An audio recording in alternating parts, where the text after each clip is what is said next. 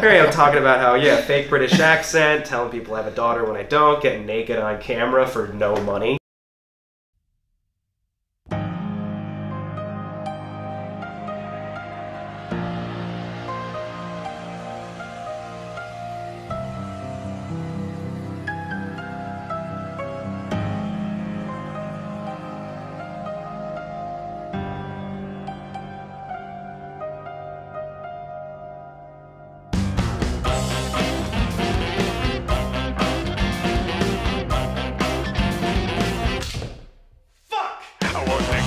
I often say that Green Day is my biggest musical influence, and then people say, fuck you, why are you lying to me? You know, they'll just assume that I'm joking, because if you hear my music, it does not sound like Green Day. But I think Billy Joe Armstrong is one of the greatest songwriters of the last 20 years, and you can quote me on that.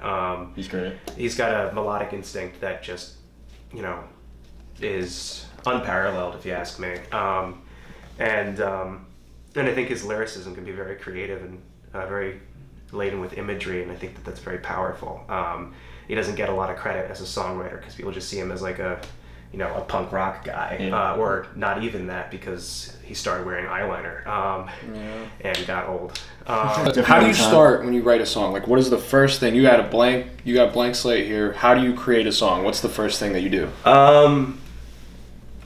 I'm trying to think, and I really don't know. When a song is born, it kind of just happens, for me, usually all at once, but it happens at an unexpected time, in an unexpected way. Now, do you write all the parts, or are you just writing, like, do you write the piano part and the lyrics and all that, and then do you go to your bass player or your guitar player and you say, hey, throw in your part? Or on whatever? An instrumental level, there's a significant amount of contribution from the people I play with. Okay.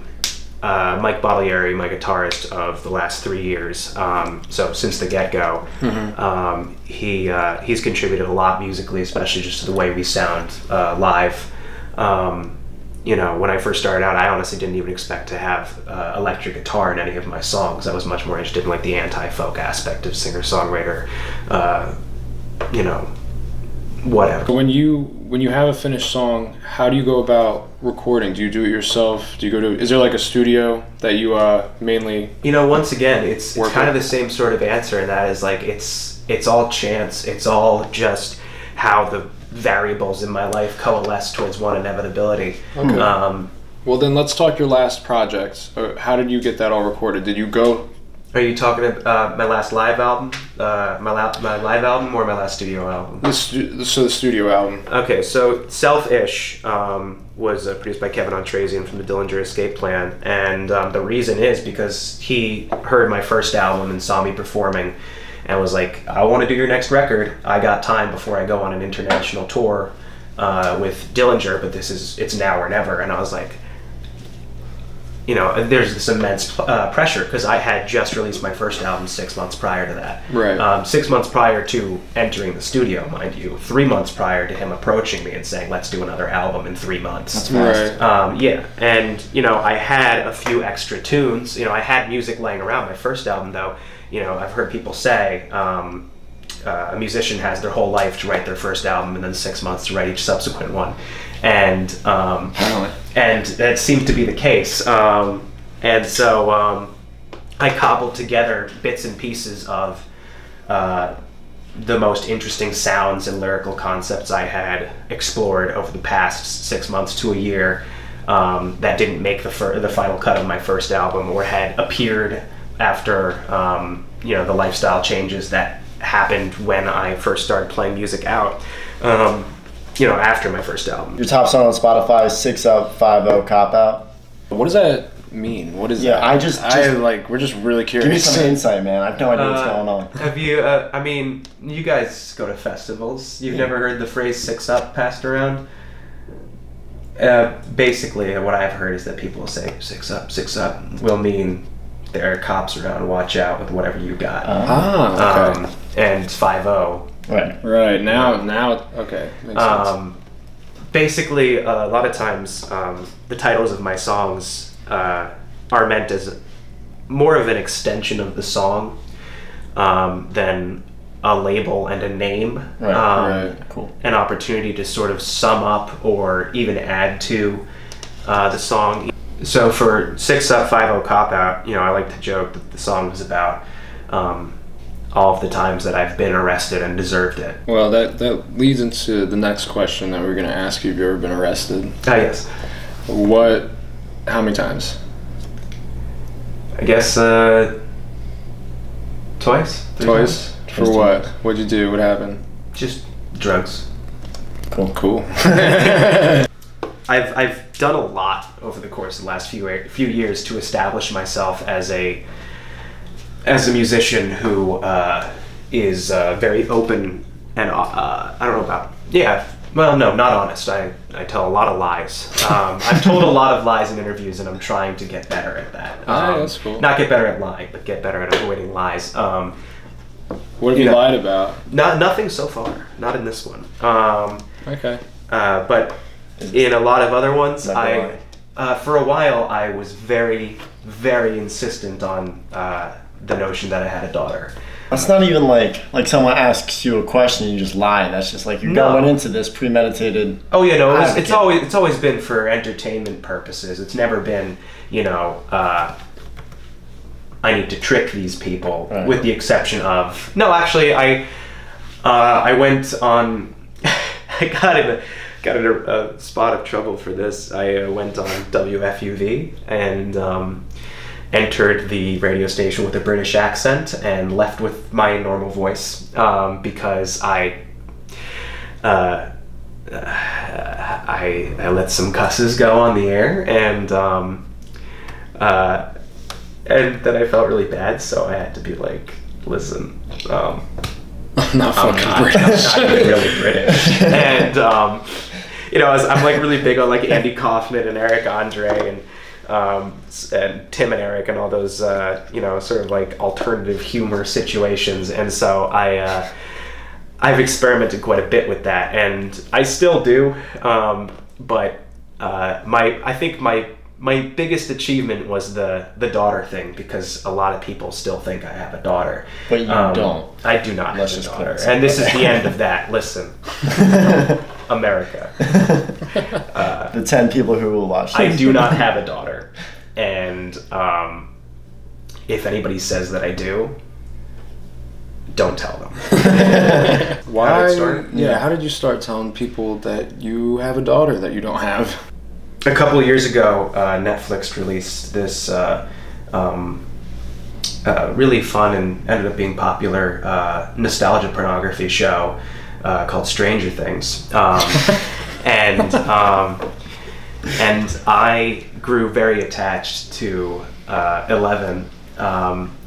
I think because there was part of me that really related to 11, and I know that that's weird because the character is a little psychic girl, and but you know, that's what I am deep down too, you know. Well, there's a thing that people miss about Stranger Things, and I'm getting excited now. The thing that people miss about Stranger Things is that one of the main takeaways from Stranger Things that's just subtextual and is never said but is very clearly a part of the story is Stranger Things makes the bold claim that LSD makes you psychic. But according to the show, 11, Jane Ives' mother, was subjected to the MK Ultra tests, and MK Ultra was a series of government scientific experiments that were very abusive, where they experimented with psychedelic drugs to see what they could do with them as a form of weaponry. Well, they were trying to like control people's minds and stuff, right? They were trying all kinds of things. Rumor has it that there were even secret subsections of the MK Ultra experiments that were attempts to see if they could create psychokinetic powers through the use of psychedelic drugs. I'm pretty sure too they were like giving it to people unknowingly. Yeah. Yeah, it's pretty fucked up shit. It was like really messed up. But LSD was this new drug, the likes of which the general public had never seen anything like, and right. You know, hallucinogens were for beat poets before then, and even they were only taking mushrooms. And LSD came around as one of the most powerful drugs ever to be invented. And, you know, I guess the CIA kicked in Albert Hoffman's door and said, "You're coming with us." And and so they soaked a bunch of people's brains in acid and tried to see what they could do with it, and really tested the boundaries of,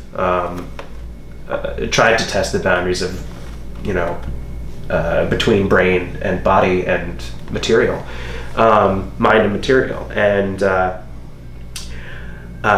according to the story of Stranger Things, Eleven's mother was subjected to the MK Ultra tests and was pregnant at the time and didn't know it. And that is why 11 has psychic powers, and that's because she had too much acid in the womb. And so I relate to that. My mother wasn't an acid head, but I took too much LSD in my formative years, and like 11, it really interrupted my ability to relate to and communicate with the outside world in a lot of ways, and I really related to that. Also, I'm a little girl. And the actress who plays 11 in Stranger Things, her name is Millie Bobby Brown, and she is very talented, and I liked the name Millie, and I was like, that's my daughter. I like 11, she's my daughter now. I'm adopting her, and then I was like, and I'm gonna tell people that I have a daughter named Millie now. And it started off as a little joke that I just said at one show, and then I was like, I like this. I'm gonna see how far I can push this. And it got to a point where, what the fuck am I doing with my life? Where I hired a 9-year-old girl to oh my god, to pretend to be my daughter at a show, and people. So, wait, whoa. Awesome. So hold up. So did you have to like put out a casting call or something? Yeah, like how did you find this 9-year-old? Did you talk this over with her parents? I never met her parents, but her older brother was a friend of mine, and I was like, does anybody know a little girl? And Sounds creepy. sounds sketchy. And I was like, it's for theater, and this guy was like, right. My little sister is an aspiring actress, and I was like, that's great. Give her a $25 Amazon gift card to dress up like Wednesday Addams and join me on stage during this really weird show I'm putting on. And the rest is history. And so how long did this go on for? Maybe a year and a half. Maybe 2 years, I don't know. And now, this is the first time I now, have ever on camera or officially stated I do not have a daughter. Now it's finally coming out. Now Happy you're to be getting the part of truth. I'm happy to be saying it. I really want to put it behind me. There's a significant portion of me that really wants to put the whole fake British accent, I have a daughter part of my career behind me. And but I can't promise anything. I will probably do something else stupid at some point. Cool. We'll see. Next time I try to readjust my medication, we'll see what that does to me. So, do you prefer sweaters or cardigans as just a person? I think probably sweaters. Cardigans can be kind of draping and thin, and that doesn't look great on my physique. I think I'm personally a cardigan guy. I like the classiness of it. Oh yeah, like I'm not saying sweaters aren't classy, but it's not good for the topography of my torso. And they never have hoods. No, they never have hoods. Not with hoods. Sweaters don't really have hoods either. That's like a sweatshirt. Yeah, you're right. Okay. That's debatable. Yeah, no, I got a weird shaped body, and I don't want people to see what's going on. Fair enough. That's not true. I'm completely naked in one of my music videos. Yeah. What's wrong with me? Here I am talking about how, fake British accent, telling people I have a daughter when I don't, getting naked on camera for no money. I'm a terrible human being, and I don't mean a bad person. I mean just low quality. Yeah. Oh man. Do you have any other aspirations or passions outside of music? Like, what's your day job? Or you got like hobbies? Music is my day job. Well, not music. Sitting at a laptop for 8 hours a day working on the ins and outs and behind the scenes music-related stuff is my day job. But no, I don't have another job. Occasionally I play cover songs of oldies and jazz standards at nursing homes. Cool. Yeah, I make sure to use a different name when doing so that nobody Googles me and sees me naked in makeup. Wood Wilson? Yeah, right. No, I use my family name. But I've always had a real interest in film and art. You know, I do like commissions for art for fans, and I haven't really talked about it a lot, but I am working on a movie right now that I began shooting at the beginning of 2017, and I'm about to wrap photography on at the end of November. It's a concert film and some other stuff. It's a terrible movie, and I'm very excited. Is it like a short film? No, it's a full-length movie. Love it. You know, it's a concert film, so, you know, I've got like an hour of material right there.